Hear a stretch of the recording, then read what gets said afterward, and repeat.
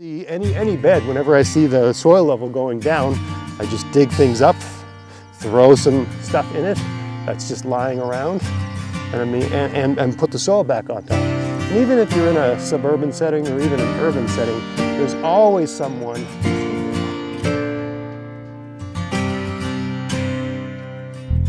Hey, it's Greg here with MaritimeGardening.com, and in this video I'm going to show you why you already have all the soil you need. I recently was talking to someone at work, and they were saying, like, well, I don't have any soil. What's the best soil to buy? And I said, well, is the place you're going to build your garden, is stuff growing there right now? Is there grass or weeds or something like that? She said, yes. I said, well, that's soil. The question, so it's just an issue of making that soil work for you instead of working for the weeds. And in my situation here, I've got a garden bed. It's 4 feet by 8 feet long, and the level of soil has actually gone down to the point where it's actually almost below the grade that this garden bed is sitting on. So I need to bring this soil up. I've often explained that a 6-inch, 6 inches high is all you really need for a raised bed to give you all the advantages of a raised bed. And once you go beyond that height, you actually start losing what's good about a raised bed. I mean, the great thing about a raised bed is if where you're trying to grow your garden is a bit wet, if the soil tends to be a bit on the wet side, when you raise it up like that, you solve that problem. But you don't have to go that high to solve the problem. And the higher you go, the further the plant's roots are away from the source of water, the main source of water for your plants, which is the ground. So here I've got a bed where in places the soil level is actually below the boards that make up this. It's actually below grade, right? I usually want the level of the soil to be about within 2 to 3 inches of the top of the garden bed. So that's what I need to do here. And so a lot of people would think, well, I need to buy some soil. No, absolutely not. The soil, if you've been growing stuff in a garden, you've been mulching it and doing all that sort of stuff, you have been feeding the soil organisms in that soil. You've been giving there's a whole bunch of things living in your soil that go about their business, and through the process of that make your soil better in many different ways. And I've got videos talking about that. I'm not going to get into it here. Suffice it to say, if you've got a garden bed and you've got soil and you've been growing things in that soil and things have grown well, why would you bring in inferior soil? And a lot of soil that you buy from a garden center or whatever, the whole point of that soil is to get you to buy it. It's not necessarily good soil. Can be, but it's not guaranteed. The fact that you've bought soil that looks like black nice stuff doesn't mean it's got what your plants need. If you've got soil where you've been growing things, I had a fantastic, I think this was kale last year, it grew really well. I'm gonna plant beets in it this year. But there's some work I need to do here. So I'm just gonna show you that process. Is really not hard to do. So let's get started. So in the bed right now, I've got some old kale plants.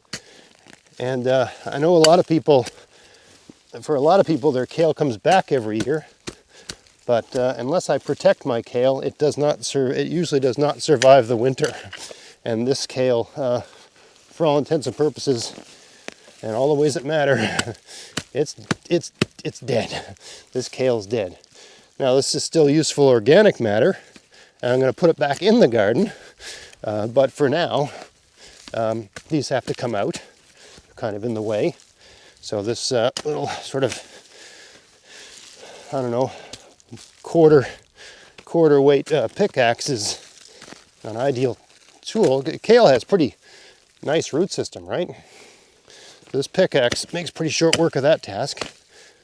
Got a bit of ice in the soil, but not too much, hopefully. It's getting on to the last week of March. I think it's March 26th today. There's a bit of, that's not a rock, that's soil with ice in it right there. Okay, so that's all our kale out. Now, I want to grab all this organic matter and put that aside too, because I'm going to use that in the garden. There's a rock. It's not necessarily useful. Let's get this stuff out of the way. For now, anyway. Throw it over here on this rhubarb bed. This is just leaves and bark and various weeds that seem to have survived the winter. Now this end of the garden is the south end of the garden. We always think of south as being warm, but the south end of my garden is butted up against a forest, so it's in the shade. So generally speaking, it thaws out last. So we still have a bit of frost in the soil here, but I think we can work around it. Let's rock it in here. All right, that's pretty good. All right, so we've removed the bulk of the just old leaves and whatever stuff was on top. Put that aside for now. Now, the whole thing we're going to do here, I need about a wheelbarrow full, maybe 2 wheelbarrow fulls worth of soil to bring this up. This area is 4x8. I don't have a wheelbarrow full of soil. But the thing is, there's plenty of good soil here. It just needs to be a bit higher. So what I really need to do is put something beneath the soil that will decompose slowly and eventually become soil itself over time by virtue of the work of the, various soil organisms that you find here. They say that in a teaspoon of soil you'll find more organisms than all the human beings on the earth. So that's a lot of life, right? And this is good, healthy soil that falls into that category, right? There's plenty of things going about their life cycle in here. So I don't want to waste this soil. And sure, we're going to be digging this up a little bit and messing with it a little bit, but it'll be, everything that's living in here will, let's say the vast majority of the things that are living in here are going to be fine when I'm done. So there's really nothing left to do here other than to just make a trench. That's what I'm going to do. I got a wheelbarrow and a bucket, and I'm just going to start digging. Now, I remember a number of years ago I buried horse manure underneath this whole garden, so there's some really good stuff underneath this. Anyway, I'm going to fast forward through this part. I'm going to have to do a bit of work with the pickaxe. I can feel there's still some ice in the soil here.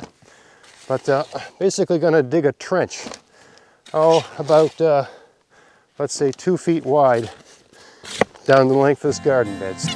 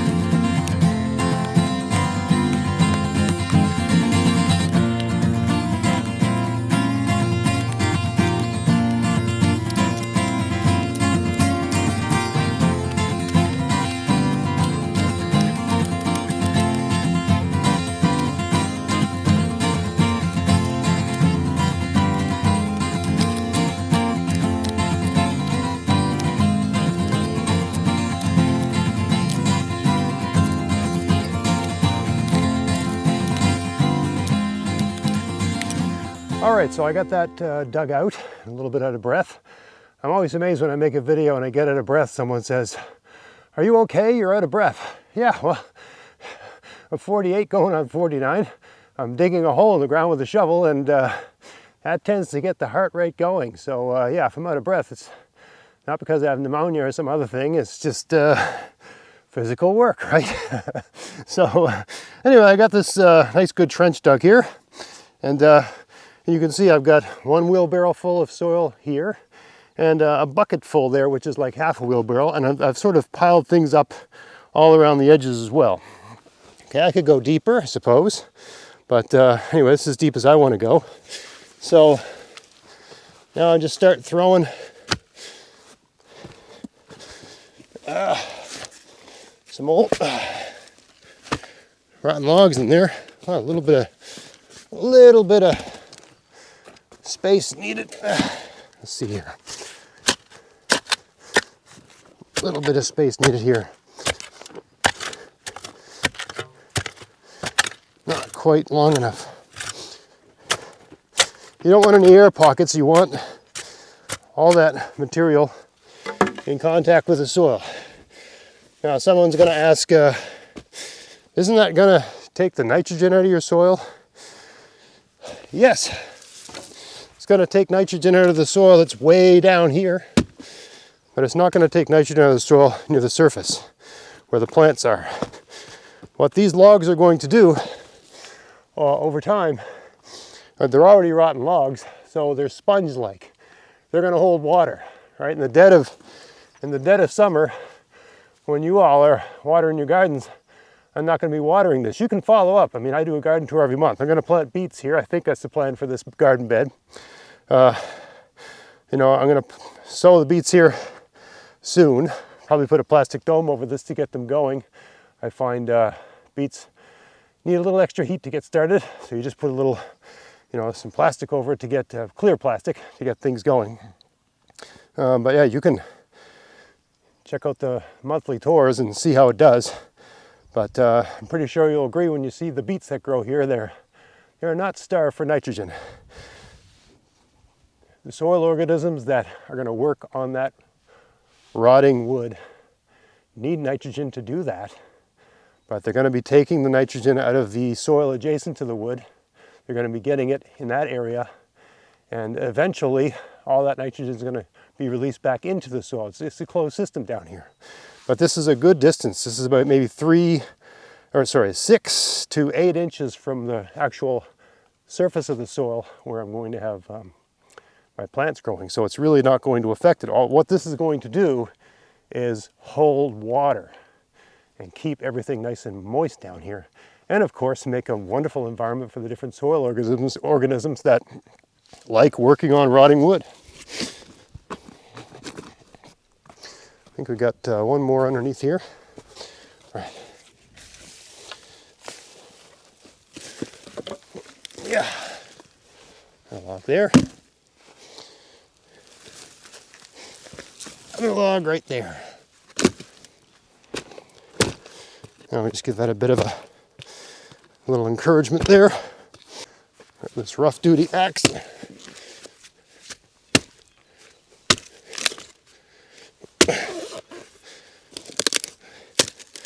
This piece of wood's a little bit high.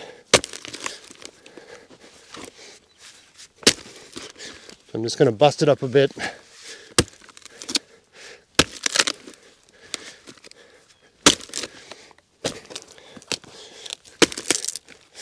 I find these firefighter axes to be handy for, you know, rough garden work.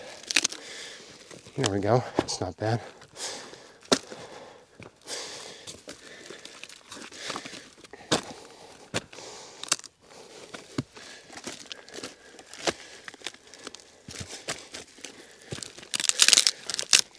I'll use that somewhere else. That's about as high as I want the wood to be right there.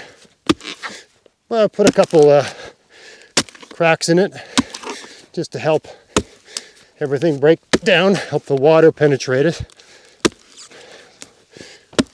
That's good. All right, so that's our wood. Now I got some of these spruce boughs that I put over top of some of my beds early in the year. Figured I'd just throw them in there. Don't need a special tool to break them down. They usually rip up pretty easily. Throw these in here.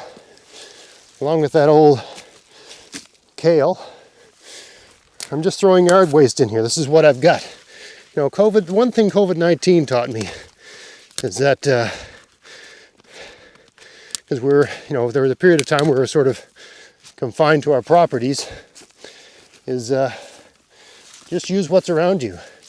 Now, people think spruce boughs are acidic, and they are to some extent, but not in any way that really will change the pH of your soil fundamentally.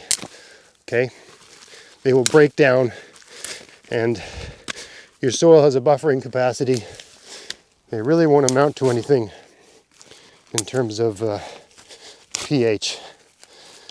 I mean, you look at the spruce needle, it's green. It's got nitrogen in it, right? So all this is going to be well below the soil level, but this is a source of nitrogen. All this stuff will break down over time.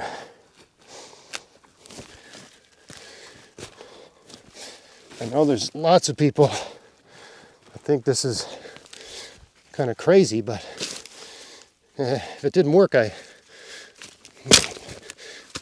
wouldn't be doing it, right? Why would I do something that doesn't work? Doesn't make a lot of sense. So, I mean, the exercise here is just one of using what you got. I got these frozen hunks of soil. Yeah, these will thaw out over time. Throw them back in. Got some old cardboard and all that stuff I scraped off the surface. Throw that in.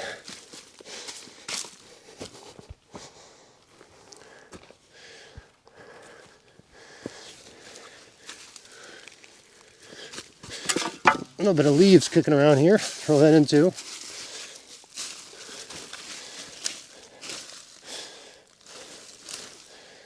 All right, there we go. Now we just pat it down and put the soil back in.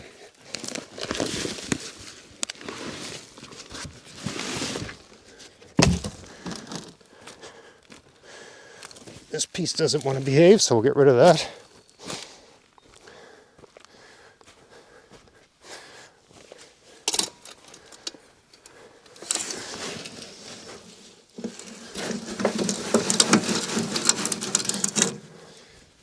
Now, you might be concerned about whether the frozen slabs of soil will thaw because they're underneath, right? They will. You know, I'm expecting to get rain this weekend, and the rain, you think about rain, it's water that's above freezing. So we're going to have, from the ice's point of view, warm water. It's warmer than the ice, right? Warm water raining down, trickling down through the soil. It's going to melt that out. And you know, I plan to plant my beets today. They're going to be in the top, you know, it's going to take them a week to germinate, and the top 2-3 inches of the soil is going to be completely thawed. And yeah, this will all just work out over time. So now the only thing left to do is to use the rake to level things out again. I'm sure we've put some air into the soil, and sure, technically we have tilled this garden in a sense, right? Because we've moved the soil around. I'm supposed to be a no-till gardener, so why am I doing this?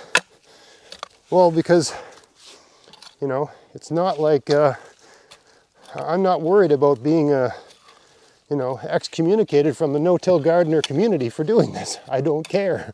I know this works, right? And now, since I've done this with this bed, I'm not going to have to do anything in this bed for years.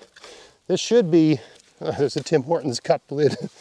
That's one of the side effects of getting yard waste from your neighbors, is you never know what you're going to find in that bag of leaves you got at the end of somebody's driveway.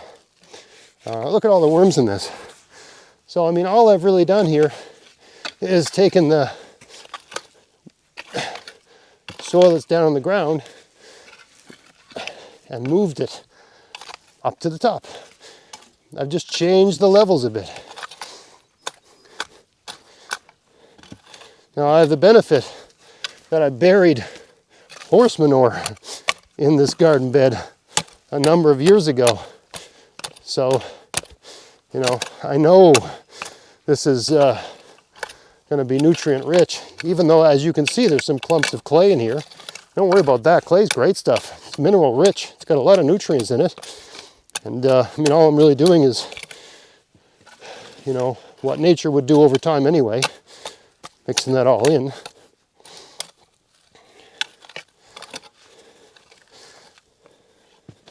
We use the tines of the rake to grab and pull, but we use the back of the rake to smooth and level. Right? That's a lot of people don't know that little trick. I got a piece of ice here. That'll melt eventually. Not worth really agonizing over.